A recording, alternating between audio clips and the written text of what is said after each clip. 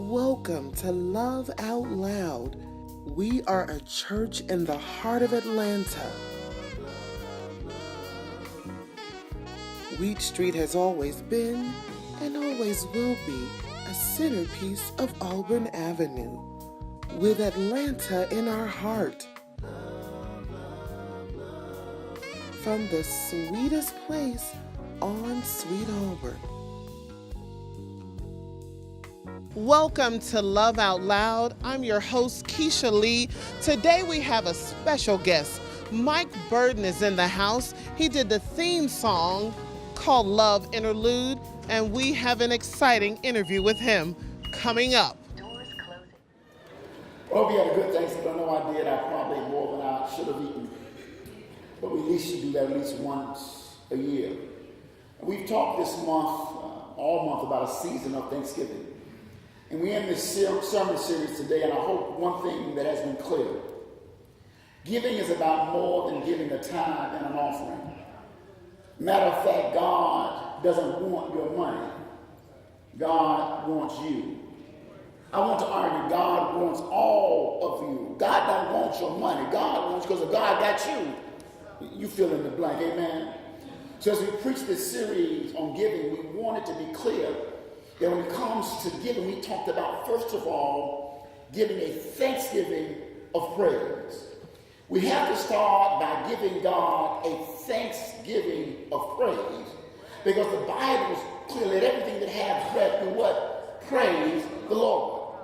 Then we talked about a thanksgiving of joy. And we said this joy that I have, the world didn't give it to me. And the world sure enough can't take it away. And then we preached a sermon trying to prepare you for Thanksgiving. It was a sermon entitled The Thanksgiving of Family, realizing we love all of our family. We don't like all of our family. Hello? We talked about getting after some of our family folk we don't get along with, but we still got to invite them to Thanksgiving. I hope y'all took notes. Hello, somebody, I hope y'all took notes.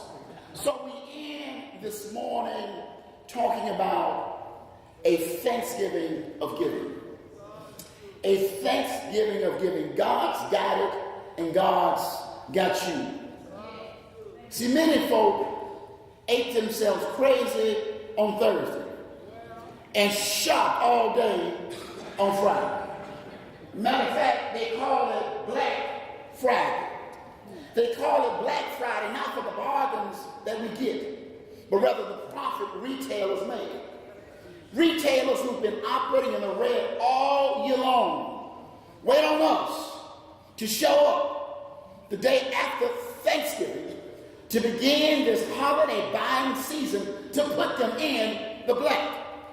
Black Friday marks the first official day of the Christmas buying season. $1 trillion. That's the total expected at a minimum of sales to go on this season.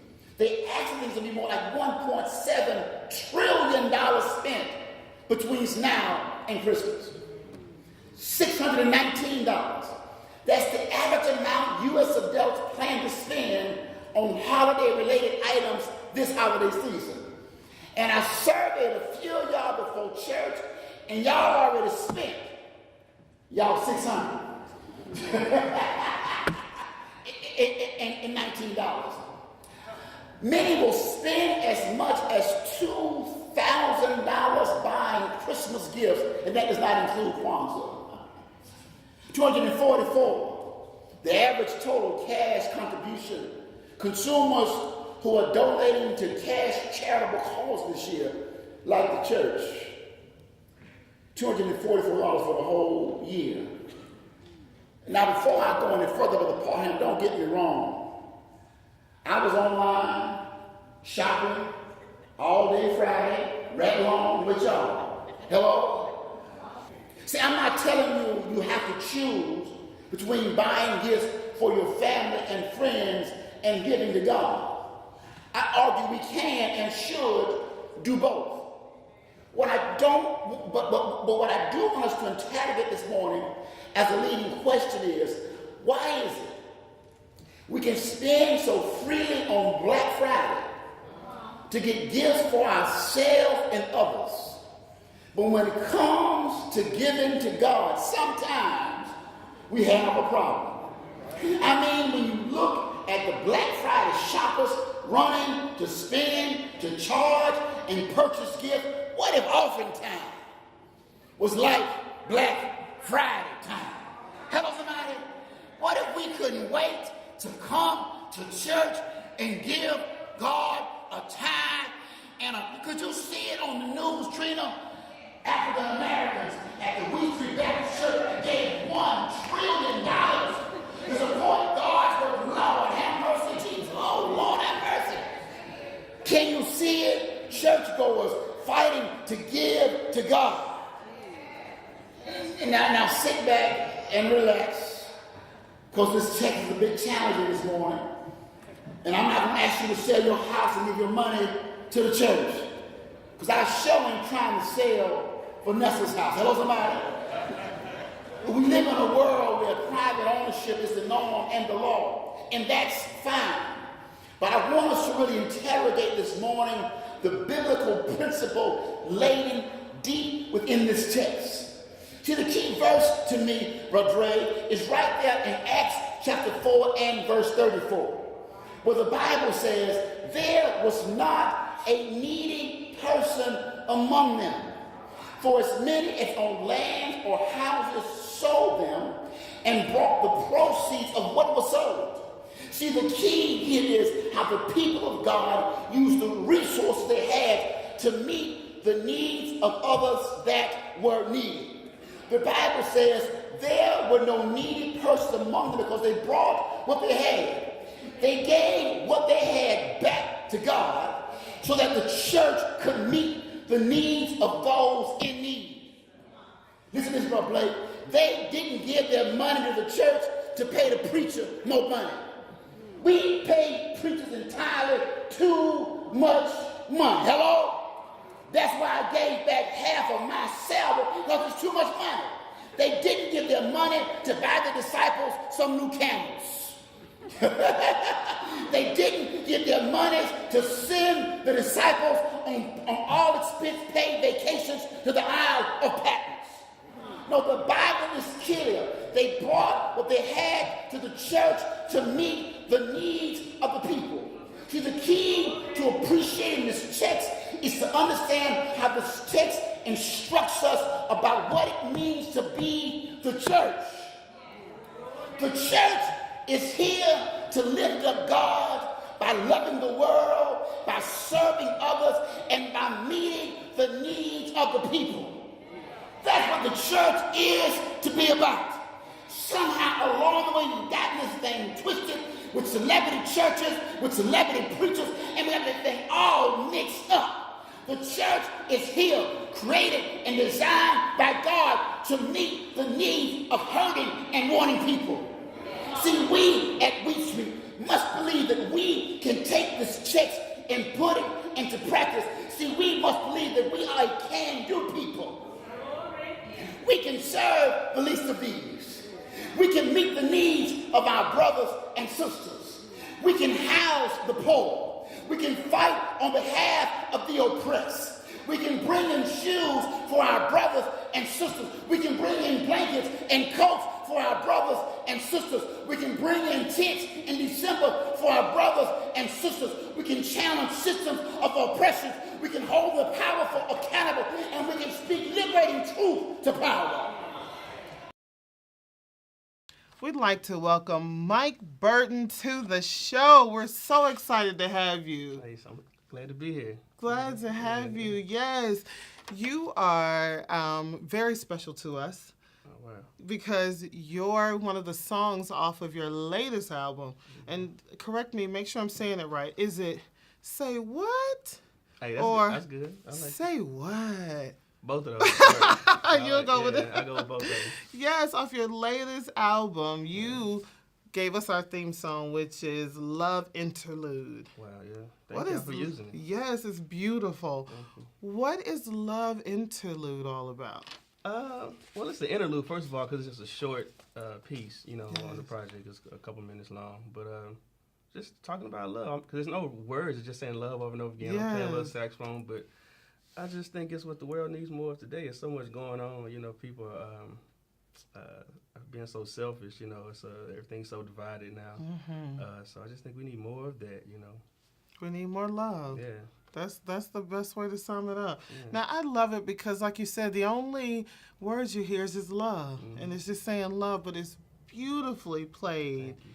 It's a beautiful song. So let's talk about Say What or Say What. Somebody say something crazy, you go say what? Exactly.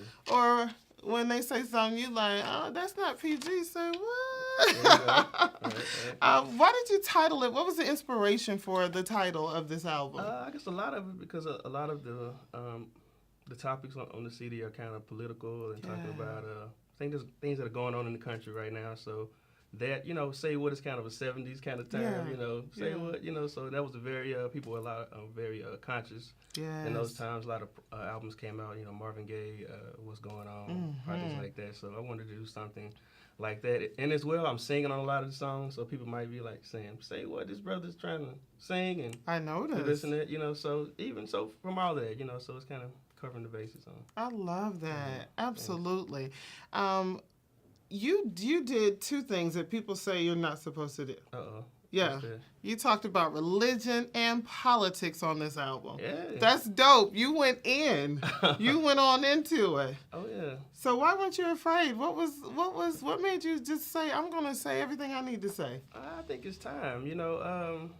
Like I said, the 70s, the late 60s, I think those were great times. And, as far as the music that was coming out during those times, because people, the Vietnam War and things going on as far as race relations and civil rights, and you had a lot of great albums coming out speaking out against those injustices, and I just think this is a good time in music for us to get back to that and just stop with the the fluff and all the the stuff that we're just giving people to make them feel good, but let's give them some substance. That's it. So would you call yourself a part of the woke movement? Are you I woke? hate that word. I know. I just think we all need to wake up and just stop taking things at face value and do a little research and try to help our fellow man out and give them a little encouragement and some knowledge and whatever. Yeah, so tell us about how the Love Interlude, how that came about, and you letting us use that as our theme song. We really appreciate it. Well, your pastor here is a great man, and he reached out to me, I guess over the summer I was on the road, and he was like, yo, when you get back in town, come by to church and play. So it came from him, he's a great supporter. He's my frat brother. Oh, boy. Alpha, shout out to the brothers. And, so he's a good man, he's looking out. That's so, it. Yeah. Speaking of consciousness and being a time where we need to speak out. Yeah. What role do you think the church, especially in the old Fourth Ward district, in the Sweet Auburn district, what role can the church play today? I think we need to play one of, trying to bring folks in, try to encompass everybody, stop, setting up walls and boundaries and, that's it. Trying to just touch everyone, 'cause I think a lot of times we get caught up in, they're not dressed the proper way, they don't carry themselves this and that way, and you're losing people. And, folks we need that faith now more than ever. So, reaching out. That's a great way to sum it up. We need faith now more than ever. Oh, yeah. Well, let's talk about your parents. I know your mother was a singer in the Mississippi Mass Choir. Hey, I love it. And your father played the saxophone, He so did. you're a music baby. Oh, yeah, definitely. Like my mom, she's a founding member of the Mississippi Mass. So when I was amazing. Elementary school, probably through middle school, high school, I was going to rehearsals with her, and going to the recordings, and just really inspiring to be a kid and to see that. And that's part of the thing that pushed me to do it, because I was so young and seeing people like Frank Williams and the Williams brothers and James Moore. And back when I was growing up in Jackson, Mississippi, the Malaco Records was like the mecca for gospel music. You had everybody was on Malaco Records, so they were all coming through Jackson. So to be a kid and see that was you know, it was inspiring. It was a great inspiration Yeah. and influence. Definitely. You know, we did a little something here in Georgia too. We had the Georgia Mass But they Choir. were signed to what? Savoy Okay, Records, which I is know Malaco this, Records, but I'm just Index. saying, I'm just you know, saying. in Georgia, Yeah. we did a little, we Oh, had our little yeah. mass choir, Yeah, you know, that was the definitely. age of the mass It choir. was. You get 1,000 people on stage. Oh, that was the life, though. That was it, And yeah. they had their CDs, their albums. I mean, Mhm. it was great times good for time. music. Yeah. Mhm.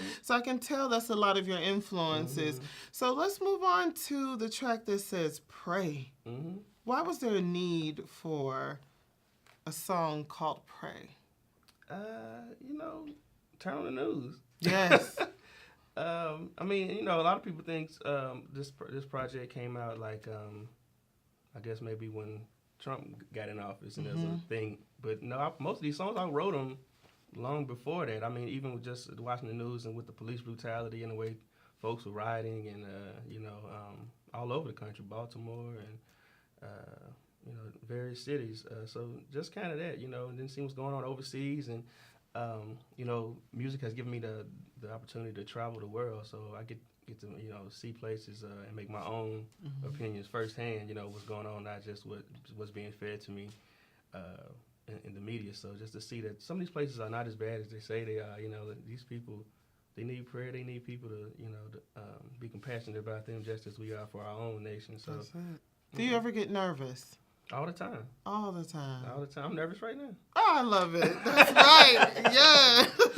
Yeah. Yeah, because you're typically not really in front of the camera doing the interview stuff. Yeah. You playing the horn, maybe doing a solo. But even with playing the horn, you know, I think, you know, some nervous energy is good. I think it makes you perform better. You know, I think when you get too comfortable, it's like you don't appreciate it as much. Or That's something, it. you know, It's just so. kind of autopilot. Yeah, those butterflies. Make you yeah. Here's some of the lyrics from my favorite song.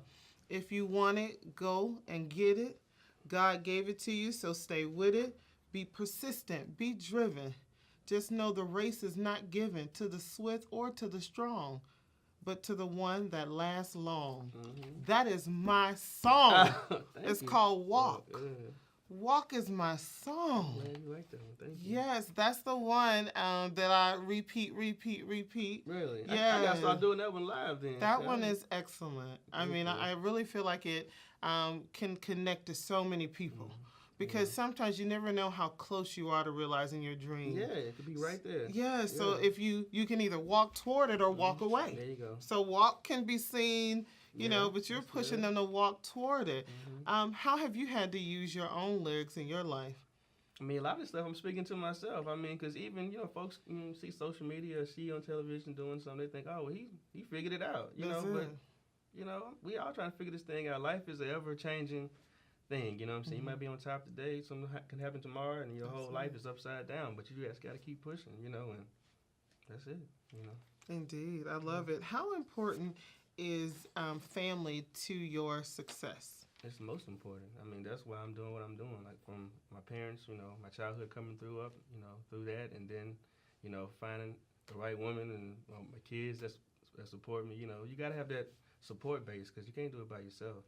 You know, so. Yeah, and so a lot of artists, even musicians, they put themselves out there more and try to attract that audience. But you often, in interviews I've read or viewed, you mention your family and you mention your wife, and I love that. And so you're not afraid to let them know, hey, I'm off the market. Not at all. I'm not selling that. You know? I'm not an R&B crooner up here. That's it. So, yeah, I mean that's a part. I think, and as a black man, we need to see more of that. That's it. You know, we need to see families. You know, when I was coming up in church, I mean, there was so many positive black males in my church. You know, from my Cub Scout master to the, you know, to all the guys on the board of trustees, the deacons, whatever. They were, I mean, they were men, you know, and they had families, and I played with their kids, and we all, you know, so that was the model I had.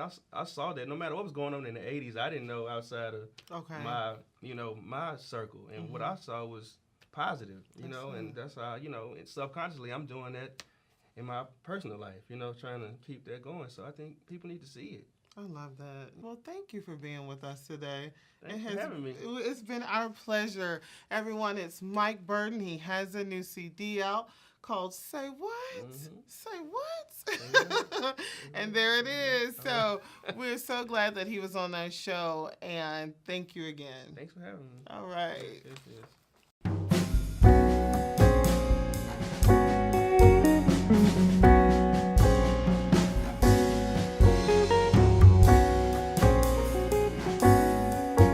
My name is Cynthia Jackson, and I'm a proud member of Wheat Street Baptist Church, where our pastor is Reverend Ralph Watkins. I'm here at Hope Hill Elementary distributing 25 Thanksgiving boxes. This is one of the many visions that our pastor had for our church, giving back and spreading the goodwill among our friends and family, especially the school. And I'm here with just a few of the helping hands of the Action Mission. We hope this is a blessing to the family. We hope to increase the number of boxes next year. Knowing Reverend Watkins, I'm sure we will, so that we can reach more children and more families. So like I've said, I'm proud to be a part of this church where our pastor has added that we are a church in the heart of Atlanta, and we have Atlanta in our hearts.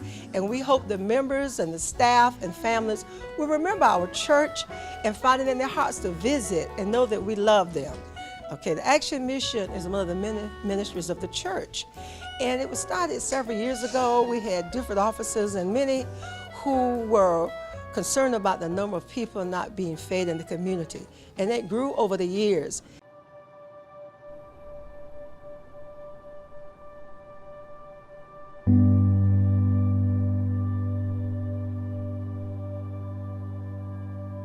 The Action Mission belongs to the church. It's not just a few of us that come every Monday and Wednesday. Saying thank you for just waking us up this morning. Starting us on our way. We thank you again, Lord, for the servant today. We thank you for the size of the servant. And we thank you for every heart that's represented in this servant. Father, we thank you that you have given us strength and that you have given us knowledge to carry on your word, to carry on your word.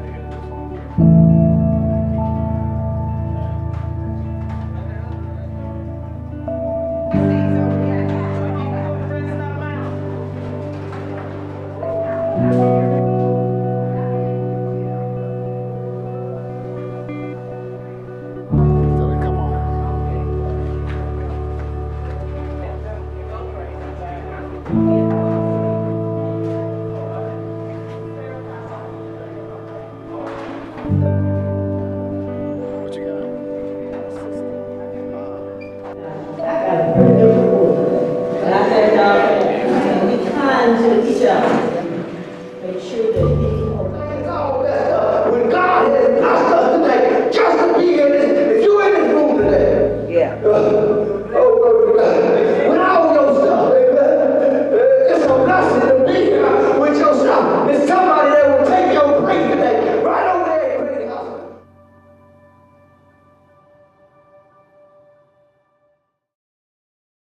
Okay, Mike, play a little something for us.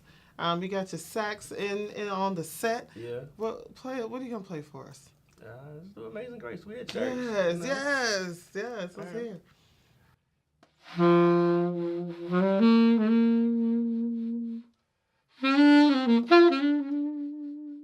See, we're already doing what God is calling us to do.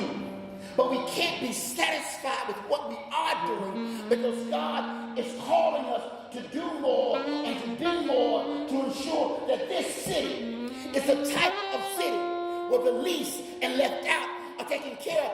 It makes no sense for nobody in this city to be homeless, to be poor, to be left out, to get an inadequate education. It makes no sense. They have underfunded, overcrowded schools in this city. It makes no sense. And if we don't stand and fight for issues of justice, we are not a church. We are a religious club. And I refuse to pastor a club. If I want to go to the club, I'll go to the club. And every now and then I go to the club. And I dance at the club. And I drink at the club. But when I come to church, it's time to be the church of Jesus Christ. See, we already doing it. But folk keep trying to tell me what we can't do. You can't say what God can't do through God's church. Your lack of faith will not steal my joy and my vision that God says we can be the type of church that makes a real difference in the lives of real people.